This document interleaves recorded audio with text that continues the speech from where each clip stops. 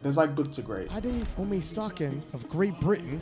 I had the highest total as a 74 in the country, but I knew I could put on a good another 100 kilos if I moved up to an 83, and obviously then it'd be new components, new heights.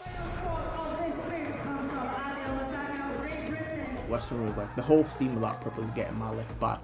The Western performance is kind of like a tick along the timeline to what I really want to hit. Initially going in, I thought obviously I could break the world record here. So I was trying to send the world record so high. It was just kind of me just cementing myself like, okay, I'm literally the strongest guy. It shouldn't be a question. Now you can see that.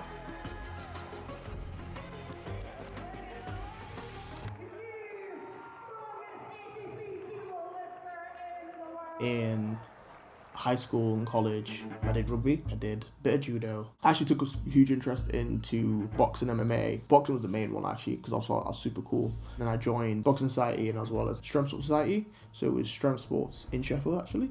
Because I'd started also doing strength with my mates there, Vic. He was like, you're already decently strong, why don't you sign up for a meet? The first competition went alright, to be fair. Ended up with a 5-12 total. I was happy with that. I was also kind of annoyed because I thought, oh, like, I can probably place top 10. If I'd actually placed top 10, I probably would have pursued powerlifting. But it's because I placed 16th. Still remember, I was like, oh, this is so terrible. What is this rubbish? And I was like, cool, like my next meet, I'm already planning my next meet and how I'm gonna make up for this one. Ade is the man to watch. He is the danger. Oh wow, looked like he might have even had some more in the tank there.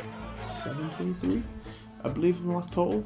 Well, I think the main thing that went into this increase from obviously the 5-12, but like I'm saying, like after all my meets, I always write down like what goes well, what goes badly, what could be improved, and I always make sure like I implement those onto my next meet. Setting goals meet to meet, having like a target that I want to hit, and then planning it. So like I tend to work backwards. I'll take the inherent goal I want to hit, I work backwards to what I look like within my training, and tends to just generally work out. The reason I made the boost to 83s after the Euro Championship as a 74 was because I was already sitting around 77-ish and I was quite young, so like I know I'm going to keep growing. So I just thought I don't want to do the typical thing of people holding themselves back because of the fear of the unknown, where if you're already decent, you might not want to risk that to be great at something. For my own long-term growth in sport, I obviously opted to transition. The new European Junior total record. British selections, how'd that go? To be fair, overall British selections was a good performance on my end because it was the first time I did 800, but I didn't actually get to register that as an 83 because I missed weight by 0.25. Ooh! From there, it was kind of like, okay, cool. I'm not really gonna get to put the best day ever, but I can basically try and stay as close to 83s as I can. Still ended up with a decent day. It was rough though, because strength-wise, 800 would have podiumed the worlds, podiumed at Westerns. For me to be able to do that, I know I could have done more because I didn't even get to recomp. It really did sting because obviously I didn't get to do worlds this year. Strength-wise, I was around where they were, but I'm not there. After worlds, I didn't end up crying as well. It just hit me. I was like, I didn't get to go to worlds. Like, with Western rules, the whole theme of that prep was getting my lift back. It was just kind of me just cementing myself like, okay, cool, I'm literally the strongest guy. It shouldn't be a question. Hitting the total, what it means for me was just kind of reaffirming what I did believe, especially when you say things externally.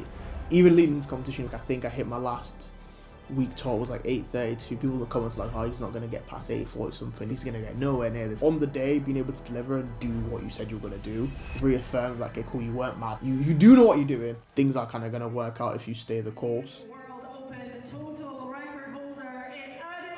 Sheffield as a competition, it'd be the most important comp to me so far, mostly because I'd get to compete against Jurins, I guess compete against Russ. I met Russ back in 2021 when I was a 74. The fast forward 3 years, I'm competing against him. I even have a high total than him now, which is wild because I didn't think that back then. 2-time world champion, Jurins as well, been the guy in 83s in GB for so long now. Haven't got to compete against Jurins yet. I really want to. That's super important to me. And Jurins, 3 for 3. I think this is the best we've seen Jurins in quite I'm ready for all these guys, kind of should be here. So it's super important to me. Jurins has been the best 83 in the country. Well, not anymore. He was. But I've never actually had the head-to-head with him. Getting the head-to-head with him, let's see who's actually the guy on the day. Russ being the previous champion, and obviously what he's done, also getting to compete against the best guy previously in the weight class, getting to compete against them, potentially being able to win as well, it's huge. Up until this point, I've had a good performance, but I've not had quote-unquote competition. At this point, it's going to be no doubt in my mind where it's like, okay, cool, he is literally the guy. I basically will cement myself as one of the best 83s ever to do this. It's important, it's serious. I'm not playing around with this one.